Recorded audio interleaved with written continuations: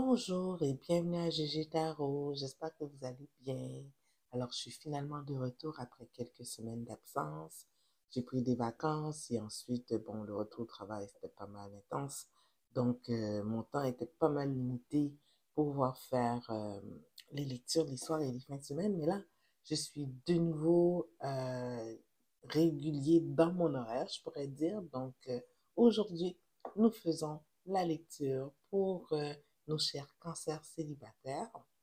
On va demander à l'énergie de lumière, à l'énergie d'amour, à l'énergie divine de nous guider aujourd'hui et de nous dire qu'est-ce qui s'en vient dans la vie de nos cancers en amour pour la première partie du mois d'octobre, les premières semaines du mois d'octobre. Donc, mes chers cancers, s'il vous plaît, prenez en considération que ça va être une lecture générale. Donc, contrairement à une lecture individuelle, il se peut que toute la lecture ne résonne pas avec vous. Prenez ce qui vous appartient et laissez aller le reste. Si toutefois la lecture ne résonne pas du tout avec vous, mes chers cancers, je vous invite à regarder la vidéo en lien avec l'un de vos ascendants ou tout simplement laisser aller. Peut-être que moi, aujourd'hui, je n'avais pas un message pour vous personnellement. Alors, mes chers cancers, nous redemandons à l'énergie divine aussi de nous guider et de nous dire qu'est-ce qui s'en vient en amour pour vous dans les premières semaines du mois d'octobre.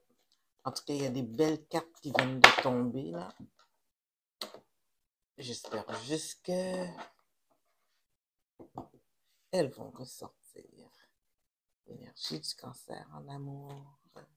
Qu'est-ce qui s'en vient dans la vie de nos chers cancers célibataires en amour pour la première moitié du mois d'octobre? On va arrêter là. Oh, cette carte-là était tombée tantôt.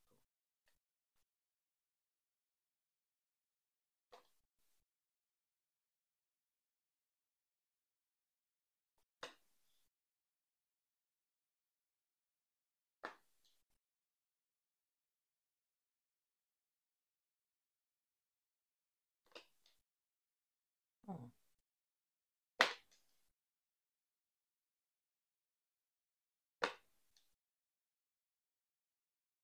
Ok, quand même. Quand même. Ok, mes chers cancers. Bon, l'énergie générale de votre lecture, c'est le Lovers. Vraiment, bon, on ne pourrait pas demander pour meilleur arcane en amour. Donc, vous êtes dans une connexion ou il y a une connexion qui s'en vient vers vous. Ici, là, ce que je vois ici, c'est comme si l'univers vous disait de suivre votre intuition et vos sentiments, votre passion que vous avez pour quelqu'un. Euh, D'arrêter de garder ça secret. Si vous avez de l'intérêt pour quelqu'un, je pense que cette personne-là aussi a de l'intérêt pour vous avec la lune ici, la carte de la lune. C'est comme si que cette personne-là ait gardé ça un peu secret. Elle avait peut-être peur que les sentiments ne sont pas réciproques, donc elle vous démontre très peu ce qu'elle ressent pour vous.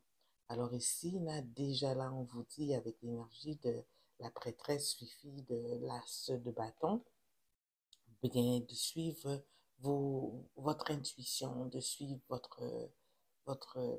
la passion que vous ressentez parce qu'elle est partagée. Avec l'énergie de la reine de bâton, ici suivi du 3 de denier et du roi d'épée, je vous dirais que si c'est vous là qui êtes dans cette énergie-là, vous allez suivre votre intuition et passer à l'action. C'est bien de ne pas trop forcer les choses, de tenter d'y aller, tu sais, quand même, tu sais, d'une façon, comment je pourrais dire, d'une façon, pas délicate, mais c'est comme naturel, tu sais, de commencer la conversation, d'apprendre à connaître une personne. Vraiment, là, cette personne-là va vous reciprocate, va vous remettre l'appareil lorsque vous allez rentrer en interaction avec cette personne-là, juste dans de simples conversations, sans toutefois passer par une tierce personne, vraiment important. Il va y avoir des échanges entre vous et cette personne. On est dans l'énergie ici de quelqu'un qui est peut-être très rationnel, peut-être un signe d'air. On parle Gémeaux, Balance, Verseau, avec l'énergie du roi d'épée ici. Mais donc, c'est quelqu'un qui va essayer de connecter avec vous de façon plus intellectuelle. Donc, tamisez vos ardeurs, essayez d'y aller. Je sais que, bon, l'attirance, elle doit être très présente avec le as de bâton ici, mais tamisez vos ardeurs, allez-y euh, dans dans un apprendre à connaître l'autre. Ce serait qu'est-ce qu'il y a d'idéal. Donc ici, on voit dans un futur proche, les choses ne vont pas tout de suite aller dans le sens que vous voulez. L'univers veut que les choses se fassent euh, à un certain pace, à un certain rythme. Donc, ça va pas se développer rapidement, cette connexion. Mais les sentiments sont là, les sentiments sont partagés. Mais je pense que c'est quelqu'un qui a peut-être vécu quelque chose de difficile avant. Il n'y a rien qui dit ça ici. Mais c'est quelqu'un qui aime prendre son temps dans les connexions. Alors ici, on pourrait clarifier un petit peu pourquoi que la roue de fortune est à l'envers. Ça nous donnerait un petit peu plus d'informations. Alors ici, pourquoi le roi de fortune est à l'envers, s'il vous plaît, clarifiez. Le roi de fortune à l'envers.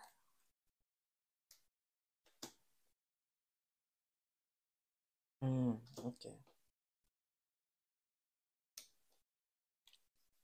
C'est qu'est-ce que je disais. C'est ça, tu sais, ça, il faut pas il faut pas être trop rapide à tenter de faire évoluer cette relation, tu sais.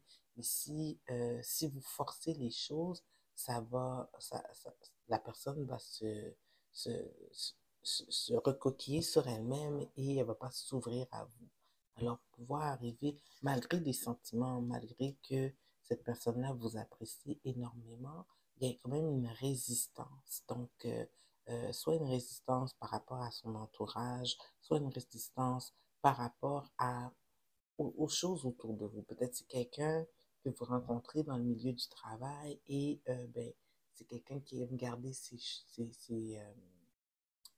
qu'elle vit de façon personnelle. Donc, elle ne veut pas s'afficher, donc elle va montrer de la résistance. Elle ne va pas vouloir que tout le monde autour d'elle sache qu'est-ce qui se passe, par exemple. Donc ici, d'où la résistance avec la roue de fortune à l'envers, que les choses vont prendre un certain temps avant de se développer.